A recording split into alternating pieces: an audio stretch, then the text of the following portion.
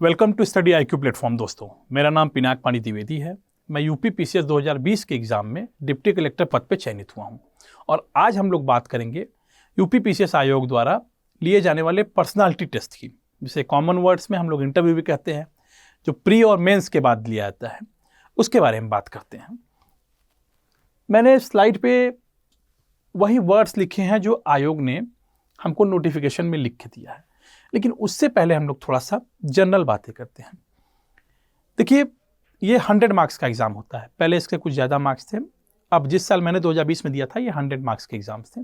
अब ये 2022 में भी 100 मार्क्स के लिए प्रपोज्ड है। मेंस के बाद ये एग्ज़ाम होता है।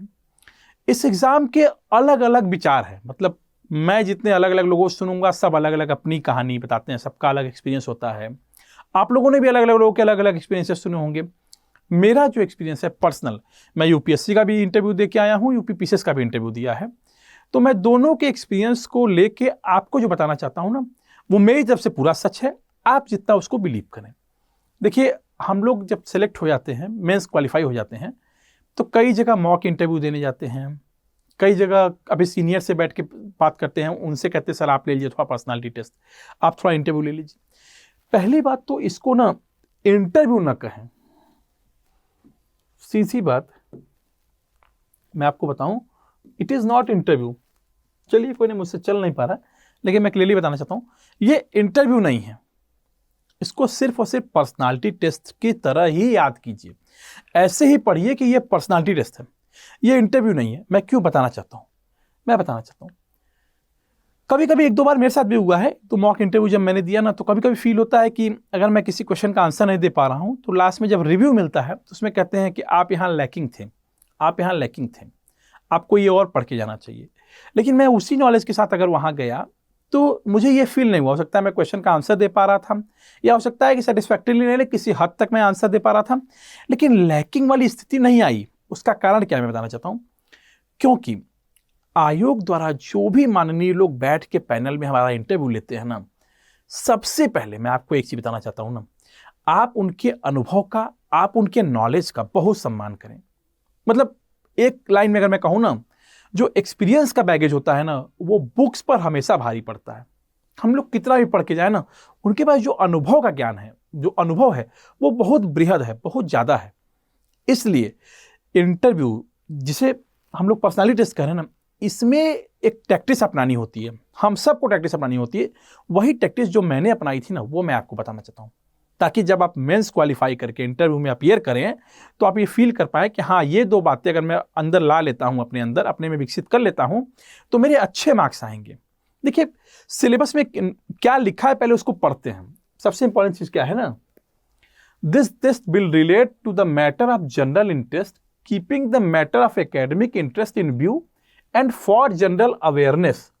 एक ये पॉइंट है उनका, फॉर जनरल अवेयरनेस। दूसरा पॉइंट क्या है, इंटेलिजेंस। तीसरा पॉइंट क्या है, कैरेक्टर। चौथा पॉइंट क्या है, expression power, personality. And fifth point क्या है, general suitability for the service. आपको कहीं लग रहा है, कहीं भी ऐसा लग रहा है कि इसमें लिखा है कि आपके नॉलेज का टेस्ट होगा? नहीं, बिल्कुल नहीं, नॉलेज का टेस्ट नहीं होता।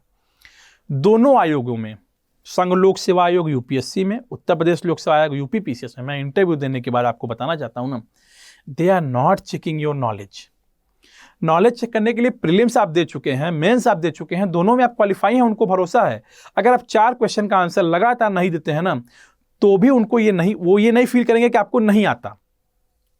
वो इतने सीनियर होते हैं ना, और दूसरी बात, वो इतने कोऑपरेटिव होते हैं ना, कि उनको पता है कि हो सकता है बच्चा नर्वस हो, पहली बार आया हो देने, इसलिए मतलब वो मतलब किसी तरह से परेशान हो, ना आंसर बता पा रहा हो। ठीक है, तो मैं आपको क्या कहना चाहता हूं, मेरा टैक्टिस क्या था, वही मैं आपको बताना चाहता हूं ना। आप उनको पहले तो पूरी तरह कोऑपरेटिव मानिए। वो सिलेक्ट करने के लिए बैठे हैं, रिजेक्ट करने के लिए नहीं। रिजेक्ट करने के लिए प्री था, मेंस था। They are for your selection. कभी फील किया किसी ने कहा कि इंटरव्यू बोर्ड ने कहा कि नहीं नहीं, मैं तो आपको रिजेक्ट करूंगा भाई? वो बोलते हैं कि अच्छा, इस क्वेश्चन का आंसर नहीं दे पा रहे तो इस क्वेश्चन का दीजिए। UPSC के इंटरव्यू में क्या हुआ ना, कि मैं थोड़ा सा भूल रहा था, तो उन्होंने मुझे सपोर्ट किया कि क्या आप ये जानते हैं। मैं तुरंत समझ गया कि अच्छा, हाँ, डिजास्टर मैनेजमेंट से जुड़ा हुआ कंसेप्ट था। उन्होंने थोड़ा सा सपोर्ट किया, मैंने कहा हाँ सर मैं जानता हूं, फिर मैं थोड़ा बता ले गया उनको। तो मेरा रियल एक्सपीरियंस में से बताना चाहता हूं ना, मेरा टैक्टिस नंबर 1 क्या था ना, कि बी ट्रू टू देम। एकदम सच रहिएगा। जितना आता है बताइए, जितना नहीं आता है से सॉरी हम्बली। मैं आपको बार बार कहना चाहता हूं, हम्बली मीन्स एकदम humbly. Respect their knowledge, respect their experience, respect their age. आप जैसे कितने अधिकारी, हम जैसे कितने अधिकारी उनके नीचे से इंटरव्यू देके चले गए, समझ रहे, अगर वो पूरी सर्विस में काउंट करने लगे तो हजारों हजार में रहेंगे। हम बस यही भूल जाते हैं। हमको लगता है हम प्री वोमेंस दे के आए तो हम इंटरव्यू अच्छे से टैकल कर लेंगे बिना किसी टैक्टिस के, बिना किसी प्रिपरेशन के। हम लोग इंटरव्यू को ना थोड़ा हल्का ले लेते हैं, बस प्रॉब्लम यही होती है। आपने बहुत लोग को देखे होंगे ना, इंटरव्यू में फेल हो जाते हैं, मेंस बार बार लिख लेते हैं, मेंस बार बार लिख रहे हैं लेकिन इंटरव्यू में फेल हो जा रहे हैं। उसका रीजन सिर्फ यही है कि शायद वो इंटरव्यू बोर्ड की अपेक्षाओं पे खड़े नहीं उतर रहे हैं। क्या अपेक्षाएं हैं वो चेक कर रहे हैं ना, general suitability to for the service. क्या ये बंदा जनरल सुटेबल है या नहीं सर्विस के लिए, क्या इसका एक्सप्रेशन पावर अच्छा है या नहीं, क्या इसका इंटेलिजेंस अच्छा है या नहीं, ये चीजें वो चेक कर रहे हैं। एक पॉइंट मैं आपको और इंपॉर्टेंट बताना चाहूंगा, जब भी आप कभी आंसर देना, बी लॉजिकल। कोई भी बात रखिए, हो सकता है कि आप उनकी बात से इत्तेफाक न रखते हो, आपके पास कोई नया व्यू पॉइंट हो, लेकिन be logical with your view point.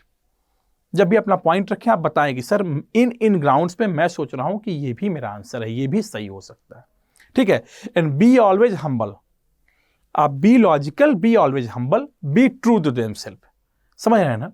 ये 2-3 इंपॉर्टेंट पॉइंट्स हैं जिस पे हम चाहते हैं कि आप फोकस करें, इससे आपका इंटरव्यू स्मूथली जाएगा।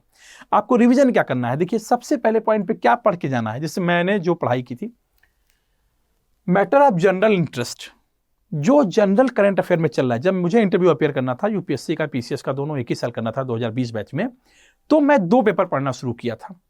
मैं आपको भी सजेस्ट कर सकता हूं कि आप 2 पेपर पढ़ना शुरू करें, एक इंग्लिश पढ़ें, एक हिंदी पढ़ें, ताकि कि आप ना बृहद न्यूज को कवर कर सके। अगर कोई छोटा एडिटोरियल किसी में दिया है, किसी में बड़ा दिया, तो आपका कंसेप्ट खुल सके। और अलग अलग राइटर्स के एडिटोरियल पढ़ने से ना अलग अलग व्यू पॉइंट मिलते हैं। आपको किसी एक के लाइन पे नहीं चलना है, आपका अपना स्वयं का व्यू होना चाहिए, वो लॉजिकल होना चाहिए, वो एकदम न्यूट्रल होना चाहिए। आपके पास पॉजिटिव नेगेटिव दोनों की लिस्ट होनी चाहिए। अगर नहीं पता है तो कोई बात नहीं, से सॉरी। उन्होंने कभी नहीं कहा, किसी सिलेक्टेड कैंडिडेट से आप पूछिए कि सॉरी कहने का मार्क्स कटता हो। मुझे तो नहीं लगता, मतलब हो सकता है किसी कटा, मुझे नहीं पता, लेकिन मुझे नहीं लगता कि सॉरी कहने का मार्क्स कटता है। इसलिए दोस्तों मैं आपको बताना चाहता हूं ना, ये चीजें बहुत ध्यान में रखी जाइएगा। अगर इसके आप 1-2 पॉइंट्स भी अपने में इनकलकेट करके इंटरव्यू बोर्ड में जाते हैं तो आपको श्योरली आपके मार्क्स में उछाल, बेनिफिट नजर आएगा। यही मेरा इंटेंशन है ये वीडियो बनाने का। ठीक है दोस्तों, ऑल द बेस्ट।